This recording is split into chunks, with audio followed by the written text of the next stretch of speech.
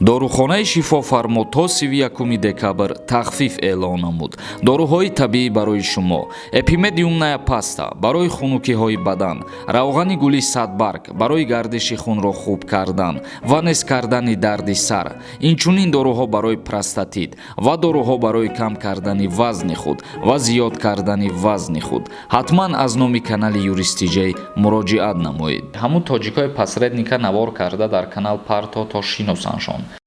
бародар, ҳолатҳое ҳастае ки ҳамун сумат фоидат намекардай. ман ҳамин қадарша мегӯям ки ба тариқи посредник кор накунем бародаро. чӣ коритон меғалта дигар фемес бурем бародаро.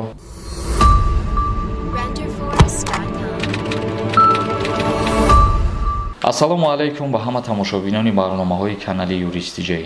бародарони азиз, мо ба маълумоти ҳамаи шумо як ду ахбороти нав мерасонем ва комментарияҳое ки нависондагиен мехонем, ҷавоб мегардонем саволҳоро. то охири видео бо диққат тамошо кунед. аввалин ахбороти мо оиди президенти Федератсияи Россия вазъи муҳоҷиронро дар Русия шарҳ дод. раиси ҷумҳури Россия дар бораи будубоши муҳоҷирони корӣ дар ин кишвар изҳори назар кард ва шаҳр дод ки онҳо чиро бояд донанд. раиси ҷумҳури Федератсияи Россия Владимир Путин гуфт: ҳар мушкиле ки дар робита ба муҳоҷирон аз Осиёи марказӣ ба миён меояд, бояд дар ҳамкорӣ ба ҳамтоёни кишварҳои Иттиҳоди давлатҳои мустақил ҳал шавад. дар ин бора раиси ҷумҳур дар ҷаласаи шӯрои рушди ҷомеаи шаҳрвандӣ ва ҳуқуқи башар изҳори назар кардааст. Путин қайд кард: афроде ки ба Русия меоянд, бояд на танҳо забони русиро хуб донанд, балки бо қонунҳои давлат низ шинос бошанд.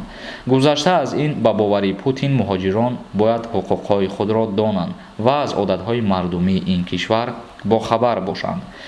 илова бар ин, президент таъкид намуд ки муҳоҷирон аз кишварҳои Иттиҳоди давлатҳои мустақил қабл аз омадан ба Русия бояд дар ватани худ касб омӯзанд. дар ҳамин ҳол Владимир Путин гуфт. бо президент қайд кард ки муҳоҷироне ки қонунгузории ин кишварро нақс мекунанд ва аз ҷумла дар задухӯрдҳо иштирок мекунанд, бояд аз қаламрави Русия ихроҷ карда шаванд. яъне ки президенти Федератсияи Россия барои соли 2022 ба муҳоҷирон гуфт ки бояд ҳар як муҳоҷире ки ба Федератсияи Россия меояд, на танҳо бояд забони русиро донад, ба арзами донистани забони русӣ бояд аз қонун ва ҳуқуқҳо низ бохабар бошанд. чӣ хеле ки ман дар видеоҳои гузашта гуфта будам, дар ҳар давлате ки қарор дошта бошед, бояд қонун ва қоидаҳои ӯ давлата риоя кунед. ва президенти Федератсияи Россия низ ҳамин гуна қайд намуд ки ҳар мигранте ки дар Россия қарор дорад, бояд аз ҳуқуқҳо ва аз қонунҳои Россия низ бохабар боша ва ба қонунҳои Федератсияи Россия низ шинос боша. ва инчунин президент гуфт: ҳар як мигранте ки дар ҷангҳо, задухӯрдҳо иштирок мекунад, аз қаламрави Федератсияи Россия ихроҷ карда шавад. ахбороти дигар оиди дар Самарқанд фурудгоҳи нави байналмилалӣ кушода карда шуд. фурудгоҳ бо таҷҳизоти камасраф ва низомӣ фурудгоҳи ба категорияи дуюми созмони байналмилалии ҳавоновардии кишвари мувофиқ аст муттаҳид шудааст. дар Узбекистон боз як фурудгоҳи байналмилалӣ ба кор шурӯъ кард. нафароне ки аз дарди сутунмуҳра ва дарди буғунҳо ё бемориҳои занона ва мардона ё бемориҳои ҷигар азият мекашанд, пас ба доктор Анвар муроҷиат намоед. доктор Анвар дар Федератсияи Россия шаҳри Екатеринбург кор ва фаъолият мекунад. табобат бо доруҳои гиёҳӣ арзон ва дастрас мебошад. ба рақамҳои рӯи экран ё ба инстаграми доктор муроҷиат кунед. фурудгоҳи нави Самарқанд шурӯъ карда аз 10 декабр парвозҳои худро шурӯъ мекунад. фурудгоҳ дорои хати парвози 3105 метре ки бараш 60 метр аст ва роҳҳои таксометриву перрон барои худ 24 изгоҳи ҳавопаймоӣ мебошад дар бар мегирад.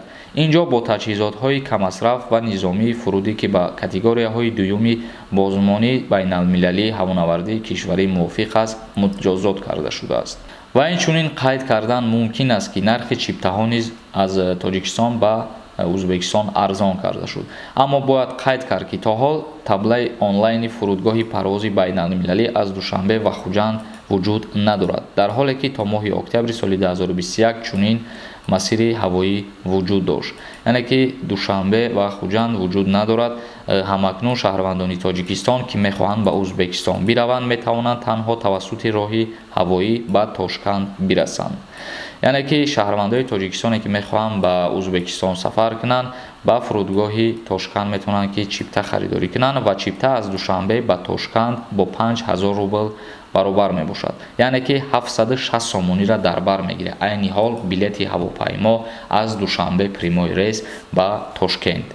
Назаров Маҳмуд нависондай: ака, агар то 18 сола нашида бошӣ, метавонӣ Москва равон кор кунӣ. Федератсияи Россия шахсое ки 18 сола шидагӣ нестанд патент наметиҳад, яъне ки барои кору фаъолият кардан иҷозат наметиҳад. Патент додан аз 18 солагӣ шурӯъ мешавад. Жумаев нависондай: салом, акаи Сорбон омӯзгорора ба хизмат мебаранд агар кор кунанд дар деҳотҳо. Бародари азиз, аз сабабе ки омӯзгор шахсияте аст ки дар ҷамъият, дар ҷомеа лозима аст ва дар деҳотҳо камраси омӯзгорро ба чашм мерасад. Аз ҳамин лиҳоз фикр мекунам ки омӯзгорора ба хизмати ҳарбӣ даъват намекунанд, чунки фоидаи ваё ба халқ, яъне ба ҷомеа зарур аст, яъне ки илм меомӯзанд ва аз сабабе ки дар деҳотҳо ба чашм кам мерасанд омӯзгорҳо, боз ҳамин чизорам сабаб шида метавонанд ки вора ба хизмат даъват накунанд. Бахтиёр Зокиров нависондай: ҳамун тоҷикои пасредника навор карда дар канал Парто то шиносаншон. Бародари азиз, ман нахостам ки ҳамун шахсията ба шаъни шарафаш даст бизанам, шаъни шарафи ӯро пас бигардонам, вале ман ҳамура гуфтам ки ман тада муҳлат метам, то муҳлата агар зарари мара барқарор накунӣ, ман ба любой роҳ қатъите гап мезанам. ман ҳамин қадарша мегӯям ки ба тариқи пасредник кор накунем. бародаро Ашур нависондай: ака, се бораи савол метавонам ҷавоб наметӣ. Мигратсиони карта куҷо бигирам? Паспорт ман нав гирифтам. Мигратсиони карта ФМС мерай, ҳамунҷа давдав мекунӣ, бояд ки вастанавид кунанд агар гум карда бошӣ ё ки надошта бошӣ. дар умум бигирем чӣ коритон меғалта дигар ФМС бирем. бародаро мигратсиони служба бирем, муроҷиат кунем. Баҳриддин нависондай: документҳо 200% боша ки фоида надорад. 1000 рубл то 5000 рубла метӣ мерай, кашокаш карда мегардӣ. бародар, ҳолатҳое ҳастае ки ҳамун сумат фоида намекардай. ҳамин гап ростае. ба ҳамин хотир баъзе ҳолатҳое ҳастае ки мақсад корот буд мешавад, баъзе ҳолатҳое ҳаст ки сумат фоида намекунад. Як каси дигар нависондай: додарҷон, 100 сола шавӣ, дар Тоҷикистон бошад, ҳамин кортона давом битен, одамони босавод дар ҷамъият дар коранд. бале мо дар ин фикр ҳамавақт ҳастем ки бояд мо ҷавонҳо дар фикри ободии ватан, дар фикри пешрафти ватан бошем ва саҳми худмона бигзорем барои ватани худмон. вале мо ин гуна барномаҳо карданмона иншааллоҳ ки идома додан мегирем дар ҷое ки қарор дошта бошем. агар Шерзод нависондай: фақат тоҷикоро хати ӯзбекҳо мехапанд, дигар миллатҳоро не. айни ҳол дар Федератсияи Россия беҳад рейдои вазбин рафтестай, ҳамара қапидестан. Ибодат нависондай: ҳамада маслиҳат метиҳу худат надонистӣ ки фалшиви иҷа Россия. иҷа Россия бале рост, ма ҳамада мисол маслиҳат метам рост, лекин мақсади гапита ки ман айҳудаи кори худам набиромадам, бале ишам ростае. ман дар ин бора ягон гапи зиёдӣ гуфтанӣ нестам. Алишоҳ Исмонов нависондай: салому алайкум, акаи Сорбон, худованд нигаҳбонат бошад. иншааллоҳ шумо беҳтарин шахсиятен, хотири қадар хизматот иншааллоҳ депор намешавед. ака барака дар касбу коратон ба пеш. ҳазор раҳмати калон нафарое ки суханои хуб нависондем, нафарое ки переживат кардем барои мо. моро бисёр занг задан, чи дар Инстаграм, чи дар WhatsApp, чи дар рақамҳои дастимон, умуман бениҳоят зиёд зангмон задан. ай замин то осмона ман ҳар яки шумо миннатдорам ки ин қадар фикри мара кардем. ман то ин дараҷа боварӣ надоштам ки мисол аудиторияи мара ҳам қадар наздик ба худшон қабул кардагиян. бовар мекунед, бениҳоят ман хирсанд шидам ки мақсад бисёри нафарое ки дар ҳамин мулки ғарибӣ қарор доранд мара занг задан ки ман овора намешиносам, номерои мара ёфтан ё дар Инстаграми ман занг задан ки дар куҷои мо меем кӯмакат мекунем, ё чӣ проблема мо меем, ё ки хурданӣ дорем мо хурданӣ биёрем. ба худо бениҳоят хирсанд шидам. хеле яй хирсандира гириям ҳам омад дар ҳамин ҳолат. ҳазор раҳмат ҳаматон. дар худованд ҳамаи ғариборо нигаҳбон бошад. Мурод Назиров нависондай: беҳтарин бародар Сорбонҷон, хоки ватанам тахти Сулаймон беҳтар аст. бале бародари азиз, ватан беҳтар аз тамоми давлатҳои рӯи дунё фикр мекунам. бениҳоят ватани тинҷу ором дорем, шигри ватан, ватани обод дорем. ба қадри ватан расидан дар кор ва баҳри ватан хизмат кардан дар кор. Илҳом Тошев нависондай: акама 3 сол мешавад бе патент бе регистратсия гаштаам, нақапидиян.